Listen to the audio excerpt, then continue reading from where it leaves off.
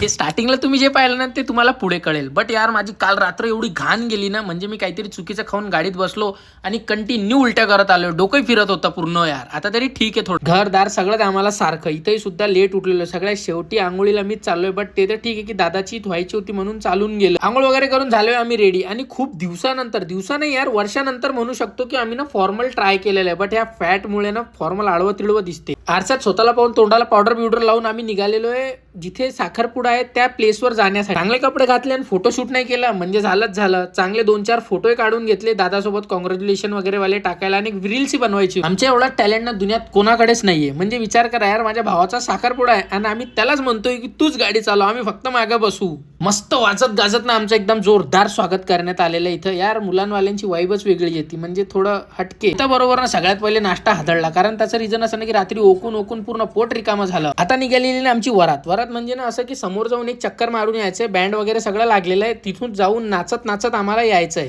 आणि हे सगळे दादाचे मित्र, दादाचे मित्रही कमी नाही. आता ते तुम्हाला काय तर ते पुढे कळेलच किती अगाऊ आहे. तर फुल मजा घेतली. मेरे भाई की शादी और मैं ना नाचू ऐसा होंगा क्या, म्हणून घेतले हात वरती दोन्ही आणि चालू आपण पण नाचायला.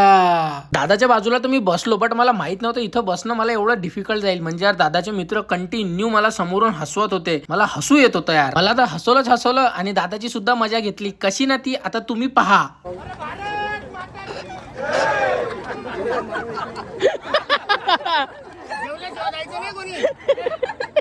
खतरनाक हसी मजाक करून आम्ही आलो जेवायला. पाहिलं ना किती खतरनाक आहे दादाचे मित्र. साखरपुड्याचा शूट ते बघा, हे दोघं ना दादाला पोज करून दाखवत होते की कसे फोटो काढ. म्हणजे बघा किती टॅलेंटेड आणि हुशार आहे माझ्या दादाचे मित्र. तर फायनली दादाचा साखरपुडा झालाय. त्याच्यात सगळी हसी मजाक सगळं करून आता आम्ही होतोय रेडी म्हणजे ऑलमोस्ट निघायला तयार आहे. आता सध्या आम्ही निघालोच होतो ना, तर झाले आमच्यासोबत सस्ते नशे असे ना की आमच्या फास्टॅग मधला बॅलन्सच संपला होता आणि तो डायरेक्ट डिक्लाइनच होत होता. आम्ही मारला तरी नाही होत होता. तो म्हणे आता फायनली तुम्हाला कॅश भरावं लागेल. कॅश भरण्यात काही लोड नाही, पण तुम्हाला माहित असणार टोल टॅक्सवर नाही डबलचं धतिंग होते. म्हणजे की असं ना जिथे 100 लागतात तिथे 200 भरावं लागतात. दादाला सांगितलं, दादानी भरले. पण फायनली यार ते टोल टॅक्सचे रडगाने सगळे संपवून आम्ही पोहोचलोय घरी आणि इतके एक्झॉस्ट झालोय ना की काय सांगू. चला मग भेटूया उद्या. Bye bye.